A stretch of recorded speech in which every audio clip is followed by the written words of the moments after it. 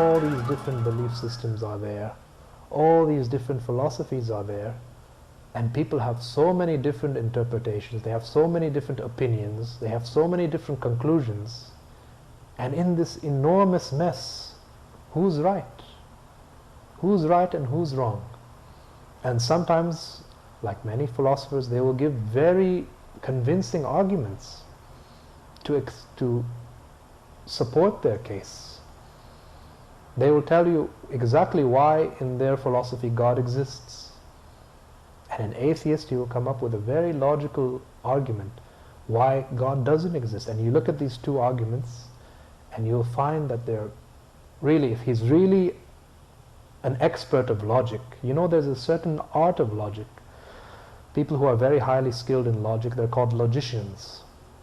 You can be very highly skilled in logic in such a way that logic actually becomes an art for you. So, a very highly skilled logician, he can literally, if he wants, he can create any argument to support any hypothesis, because he knows about all the tricks of logic. Do you know that? So, seeing all this enormous mess, how do you know who's right, who's wrong? Even somebody like Buddha, he tells you, okay, there's such a thing as enlightenment. How do you know there is? Can you just take his word for it and that's enough?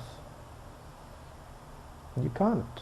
Even if you try to take his word for it, because it's not in your experience, something in you is going to continue nagging. It's going to continue nagging the hell out of you. Simply because this is how your intelligence is. Whatever doesn't come into your direct experience, your intelligence is, naturally there has to be some doubt. You know? Even if something sounds very logical and convincing, still, because it's not opened new doors in your life, because it's not transformed you, because you've not seen the truth clearly through your own experience, naturally there's going to be some doubt. So doubt is very important. Doubt everything. In Zen, it's called the great doubt. Not just any kind of doubt, not just an ordinary doubt. They call it the great doubt. The point where your whole life becomes so uncomfortable. My God, nothing is certain in my life. What do I have to hold on to for support? What do I have to hold on to for security? But you're dedicated to finding the truth at any cost. That's how many disciples of Zen are. Even if the truth is the most uncomfortable thing they could ever imagine, still they're willing to do whatever is necessary to come to terms with the truth. So it gives you a certain intensity of involvement.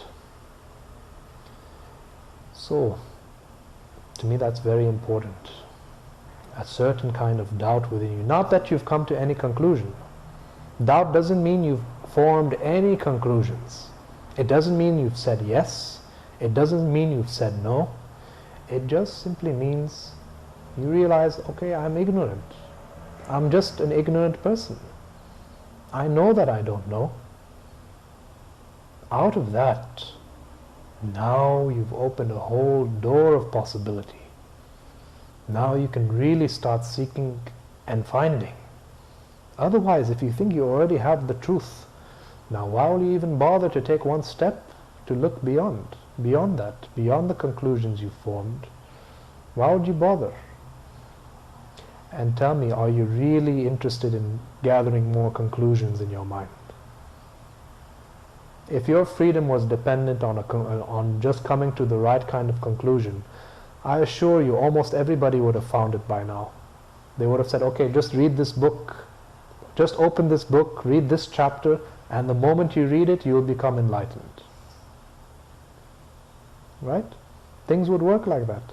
You'll have, and the news will come around to you eventually that, okay, just read the chapter in the sacred book. It has a very special statement. Read that statement and all your problems will be over. Right? Things could have been like that. Just come to the right kind of conclusion and your problems will be solved. The truth will reveal itself to you. But it's not like that.